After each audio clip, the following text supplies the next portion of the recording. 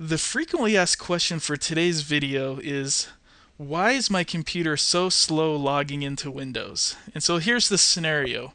You've turned on the power button, you've booted up to the Windows login screen, and then you put in your username and password, and now it's just sitting there. It's just hanging, looking like it's doing nothing. Now, I do want to dispel the rumor again that your computer rarely just sits there doing nothing. What's happening in this scenario is Windows is actually loading your entire profile, and that can take a long time or it can take a short time depending on how your computer is set up. So let's go ahead and talk about what's really going on. The primary cause for a slow computer when you're trying to log in is that your programs are automatically starting themselves up. Now, you may have not have ever heard of this before, but this is one of the biggest problems I've seen, is that people have programs that are set up to just automatically start whenever you log in. It's really, really frustrating because some of the software programs that are out today use a lot of RAM and they use a lot of CPU. And so to have them just automatically start up and run in the background, it just takes your performance down to a nosedive. Now, which programs are we talking about here? Well, obviously, your firewalls and your antivirus software are going to load up automatically when you log in, and that's actually a good thing. You want them to start to run as soon as you log in without even thinking about it, because you want that protection. The next is software updaters, and this one I think is really frustrating because there are some program developers that they want their versions of the software that's out in the world to always be up to date, and so they'll program their software to always call home every time you log in just to make sure that that version is up to date. It's actually really annoying, and it takes up huge amounts of system resources, especially RAM. There's really no point to it. The next is malicious software, especially adware. They program themselves to automatically start so they can start throwing you ads as soon as you log into your computer, because that's how these people make money, is by showing you ads. And then there's just the plain old attention seekers. And if you think about it, the software world is getting huge. Well, it's already huge, but it's getting bigger and bigger every day. And people that run these software companies, they want their brand recognition in your face all the time, whenever possible. They know they're competing head to head with big time software companies. Think about it: Microsoft, Google, Adobe, Apple with their iTunes software. They're competing for your attention head to head because they want the brand recognition, because ultimately that leads to sales. And so a lot of these software companies have programmed their tools to, whenever you log in, to automatically start up, because they want you to see their brand. They want you to remember their software. They want you to remember that you have it installed on your PC. And so what are the worst offenders of these programs that automatically start up? Well, the biggest offender by far is the Adobe updaters.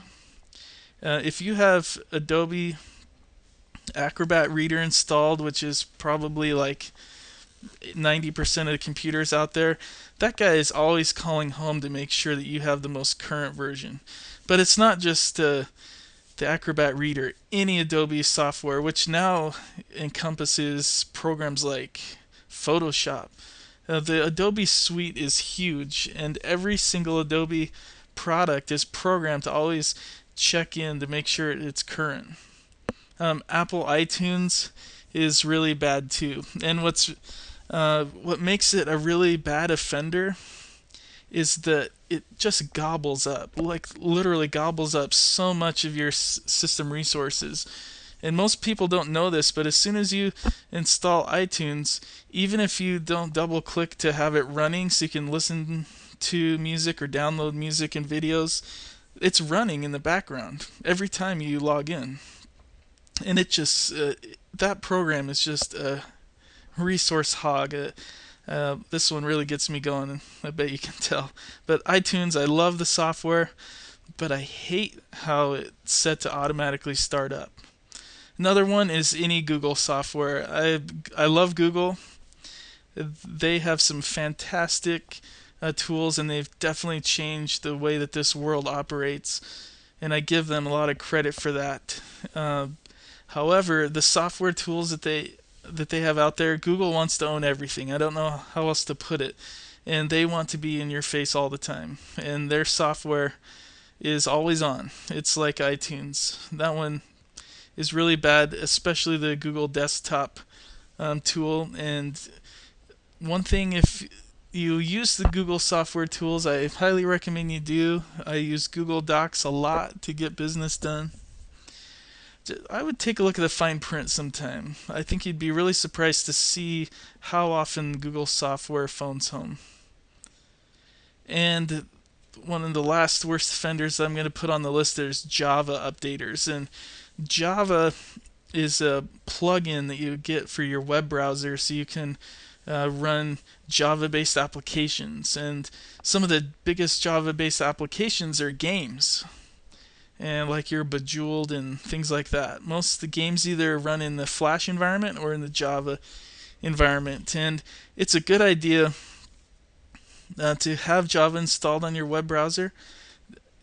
But it's like Adobe. It just, every time you log in, it just checks to make sure that you have the current version. So how do you manage your Windows startup? This is really key to understand. The first thing you need to do is you need to determine legitimate uses for auto startup. And one of the examples that I gave you that's legitimate is your firewalls and your antivirus. So think about your computing needs and first determine which of your programs are legitimate to auto startup. Next, you gotta remove malicious software. Malicious software is just so pervasive, and there's so many computers with it installed, and this stuff will really slow down your Windows startup. And the third thing that I recommend that you do to manage your startup is to remove any unused and out-of-date software. Go to your control panel, go to Add Remove Software, and really decide if what's on the list is stuff that you use all the time. And it's really nice because Windows will actually tell you how frequently you use it. And if you don't use anything, why even give it a chance to auto start up? And then last step is to use the msconfig utility. And I'm going to show you how to do this step by step in the tune-up portion of Digital Survival. But msconfig is a built-in Windows utility that'll actually let you make a list of the programs that you want to start automatically when you log in. It's a really cool tool. So next time you log in and it's just dogging, that's what's going on. You have programs that are automatically starting up. So go to the control panel, really scrutinize what you have installed, and then stay on top of it.